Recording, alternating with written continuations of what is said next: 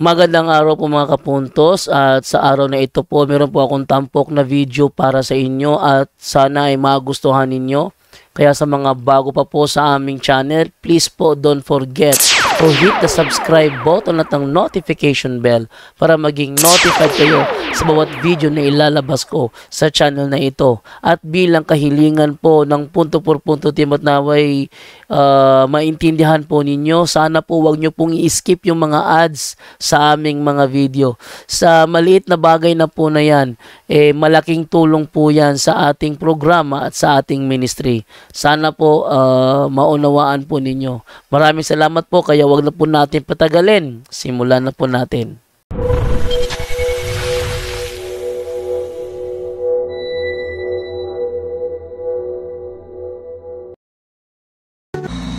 Hello, maayong gabi mga igsuon. Kumusta po? Kumusta?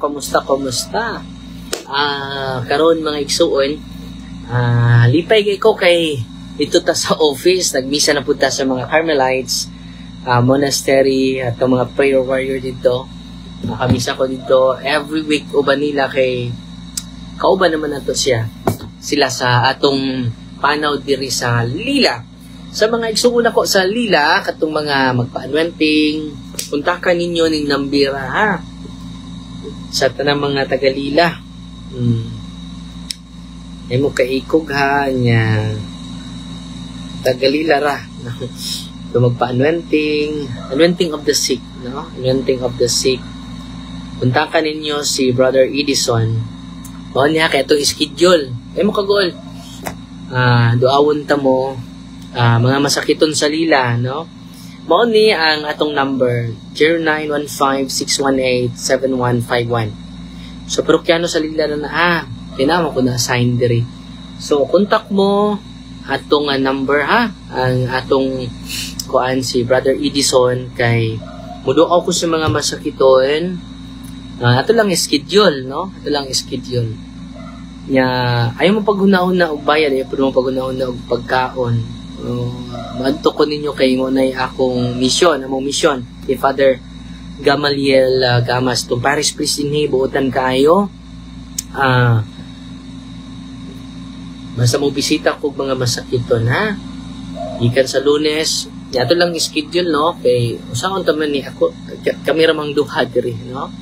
Kami ra mang duha. So balik ko na ako ang cellphone number ni Brother Edison Patian 09 ako lang po ni i-post no. 0915-618-7151. Sa mga masakiton nga naa sa Lila, pwede mo mukontak na. Kunya ato lang i-arrange, ato lang i-schedule. Kay mo bisita ko ninyo, nga akong ihatag ninyo kay ang pari naman makahimo og administer sa sacrament. So kining tulo akong ihatag ninyo: confession, anointing of the sick, and then the Holy Eucharist. No? Way bayad na ha, way bayad. Ang inyong bayad, usa ka manamo, usa ka maghimaya ka Maria, usa ka maghimaya samahan. Usahay kay matahaman mo. Sa mga parokyano nato sa Lila, no?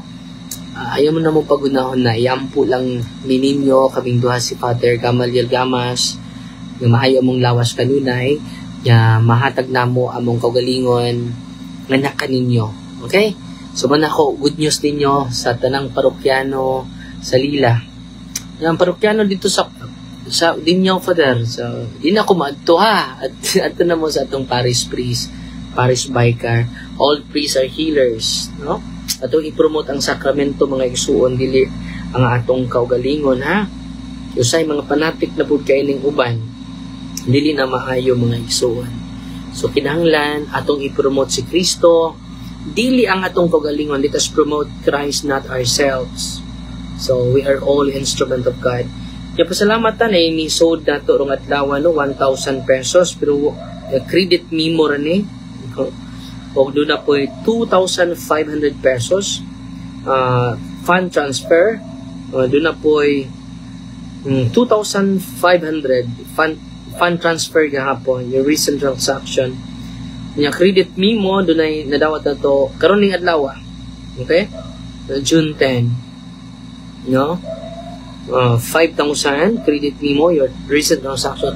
Walang pangalan, no? Walang pangalan. Okay? So, ako, Father, diri sa Zamboanga City. Adto kasi mong pari. Rodel, Narido, ako din masakiton ako, Father. So, manang adto mo sa pari. All priests are healers. All priests are healers because of the sacrament, mga igsoon. Muna akong good news din nyo, ha? Christ is present anywhere. Take note, ha? Christ is present anywhere. No, na gusto na ko nga ma-highlight ninyo.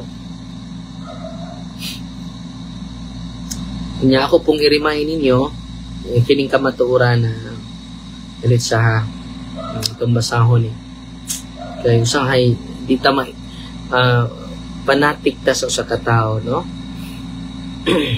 So kini, mga itong basahon ning kuan jud official teaching sa simbahan. Mao ni ang CCC 1548. Kinahanglan may bawtan niini in relation ni sa in persona Christi. Okay? The phrase in persona Christi is Latin and translate to in the person of Christ. No? It's a theological concept primarily used in the Roman Catholic Church as well as some other Christian traditions to describe the role of the priest when celebrating the sacraments. So kung ang pari mag-celebrate na sa sacrament, he is doing it in persona Christi, not for himself, but in person of Christ. Example, full meaning, when a priest acts in persona Christi, he is not just representing Christ symbolically. He is believed to be acting with the authority and personhood of Christ himself. No, hindi lang representing Christ. He is acting with authority. Take note, ha? He is acting with authority and personhood of Christ himself. Particularly during consecration of the Eucharist. This is my body, this is my blood. Kung mangungumpisal ka, absolution in confession, other sacramental rites. Ito yung, sa Catechism of the Catholic Church. Ito yung relevant code sa 1548. Ating babasahin na, in the ecclesial service of the ordained minister, it is Christ himself who is present to his church as head of his church, shepherd of his flock, high priest of redemptive sacrifice, teacher of truth. This is what the church means by saying that the priest, by virtue of the sacrament of holy orders, acts in persona Christi Capitis, in the person of Christ the head. So, malinaw na malinaw, ha? It is Christ himself. Take note, ha? It is Christ himself who is present to his church as the head of his body, shepherd of his flock, high priest of the redemptive sacrifice, teacher of the truth. This is what the church means in saying that the priest is doing in persona Christi. So, ito yung paalala natin, mga kapatid. Maraming mga Katoliko na hilaw. Hindi magsimba dahil sa pari. Remind ko po sa inyo, ha? Lahat ng pari, they are doing not for themselves. It is Christ himself present. Christ himself who is present to his church. No? Through the administration of the sacrament. Kung ang pari na mag-celebrate, hindi yan in persona sa pari. In persona Christi ang pari. Kung mangumpisal ka, hindi na yung magbabatay sa pari. The Christ himself is doing it. Okay? Good evening, Father, na Anadjud Kas na assign sa among lungsod sa Lila. Now, happy na kaayoming tagalila kay duol na lang ni pagsigig anha ni mo pohon if makabakasyon na po. Welcome tanan, no? Nalipay ang napipila nato ka mga followers, no? Thank you, Lord. So, nindot kayo, no? Moni ang kanindot sa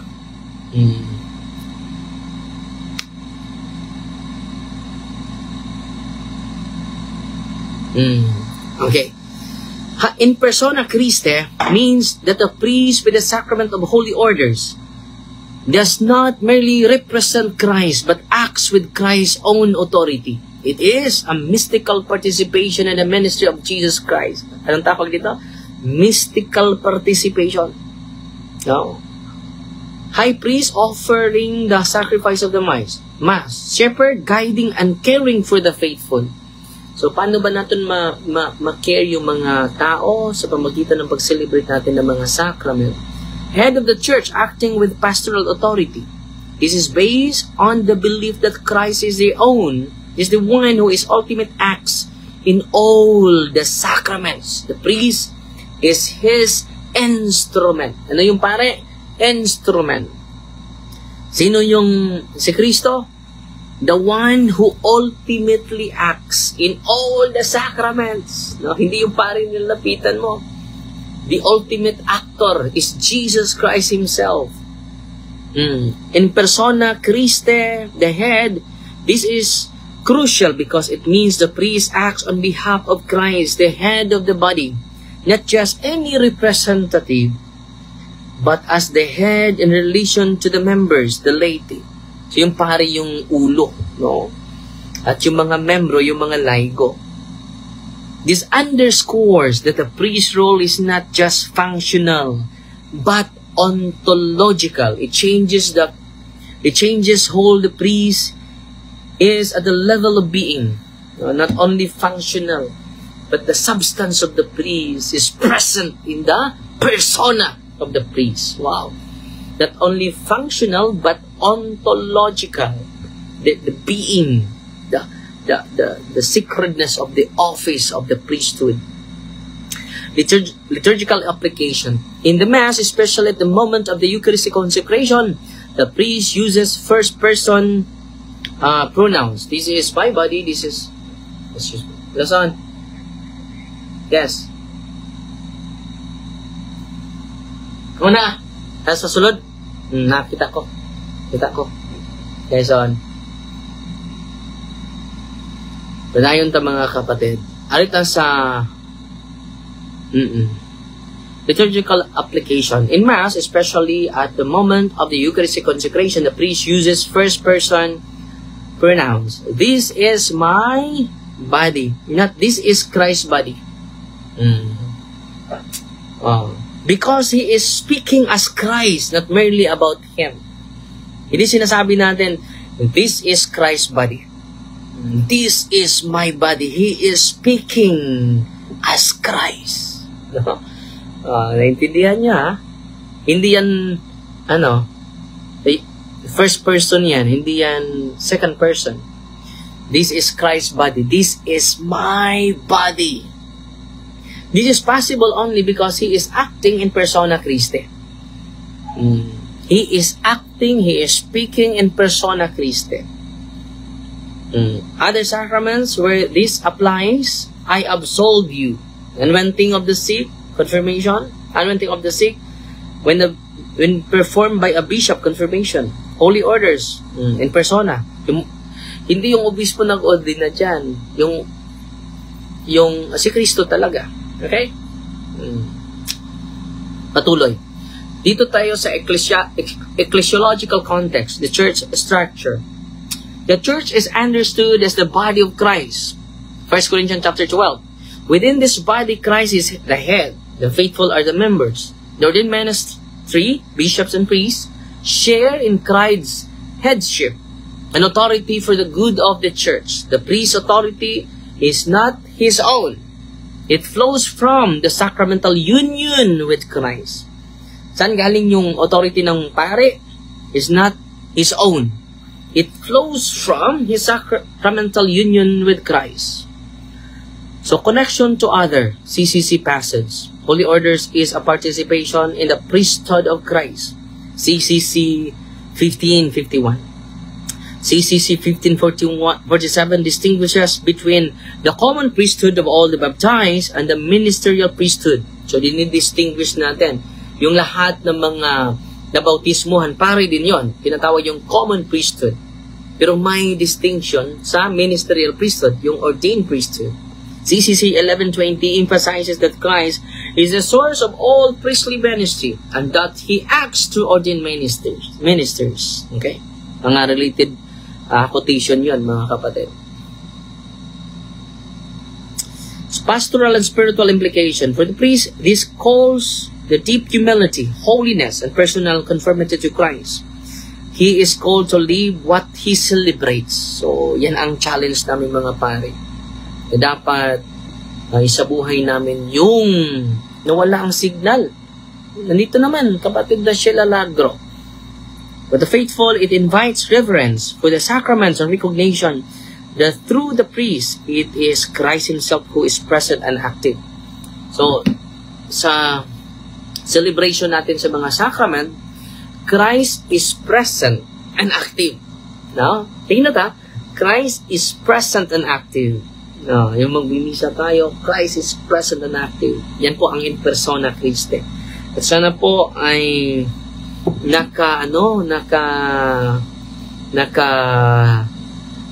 nakadagdag po ito sa inyong kaalaman bilang Kristiyano, Katoliko. Gina Apatan dinukot, hi Father, sila lipay kay duol na nimo. Kami tanaw pads, layo kayo Mindanao. Okay lang, no? Salamat kayo, Sister Gina. Linda Bacalso, maayong gabi, Father Darwin, maayong gabi po. Si Rila Donaire, good evening, Father. Lizel Pino Kalipog, hello, Father, maayong sa tanang viewers. Okay, salamat po sa mga star senders na to. May absent din ni Sister Ima Nailga ba? 100 stars. Si Ami Parahes, 50 stars. Si Gina Apatan Dinocot, 50 stars. Si Walton Almerol Jr., 50 stars. Si Ana Lupa, 50 stars. Salamat sa inyo ha. At this coming Friday po, Saturday, kung maka-raise na tayo, makabayad na tayo sa mga seminarians, 18 seminarians po ang tinutulungan sa live natin sa punto per punto subscribers sa St. Michael Ministry po. Pwede kayo magpadala. Huwag kayong maniwala sa mga nag-message sa inyo. So, kita ninyo pwede kayo magpadala sa GCash at sa bank account natin. Gagamitin natin yan sa evangelization, mga evangelizers. So, every week, nagpadala tayo sa mga evangelizers 20,000, 19 to 20,000. Dahil wala na silang trabaho, nag-evangelize sila through social media. And then, sa Catholic school, sa St. Diocese of San Carlos po, malapit na ma-close, pero sa tulong ninyo, ay natulungan natin. So, 26,000 every month po. And then, sa mga seminarians is 74,000. Next week, hindi pa tayo nakaabot. 18 seminarians po. So, ginagamit ko lang yung influensya ko para makatulong tayo. So, from Bohol lang po ito. Pasensya na po kayo. Hindi namin kaya na ma-accommodate lahat. Pasensya na po. Limited lang po. At kung may blessing na depende po yan, no?